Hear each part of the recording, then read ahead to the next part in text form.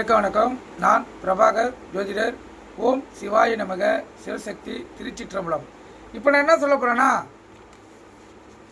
இந்த ஜாதக கட்டத்தில் ஸ்தான பலம் எப்படி ஏற்படுது என்பது சொல்கிறேன், கருத்தில் கொள்ளுங்கள். இப்போ ஸ்தான பலம் என்பது ஒரு ஜாதகத்தில் கிரகம் இருந்த ஸ்தானத்தையும் அதன் வலிமையும் ஆராய்ந்தால் அந்த கிரகம் எந்த அளவுக்கு பலம் பெற்றிருப்பது தெரியும்.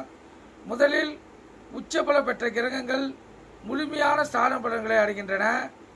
அதுக்கு அடுத்து மூலத்திற்கான ஸ்தானங்களில் இருக்கும் கிரகங்கள் இரண்டாவது இடத்தை பெறுகின்றன.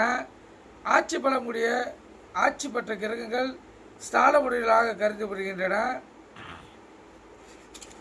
இது மூன்றாவது பலமாகும். மேலும் திரிகோண வீடுகளில் இருக்கும் கிரகங்கள் பலமுறையாக ஜாதகத்தில் கருதப்படுகின்றன. திரிகோணனா 1, 5, 9. மேலும் கேந்திரங்களாகிய 1, 4, 7, 10ஆம் வீடுகளில் இருக்க கிரகங்கள் ஸ்தான பலம் பெற்றவையாக ஜாதகத்தில் கருதப்படுகின்றன.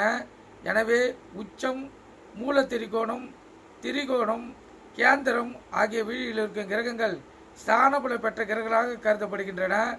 உபய ஜெய ஸ்தானங்களான 3, 6, 10, 11 ஆகிய வீடுகளில் இருக்க கிரகங்களும் ஸ்தான பலம் பெற்ற கிரகங்களாகவே ஜோதிடத்தில் கருதப்படுகின்றன.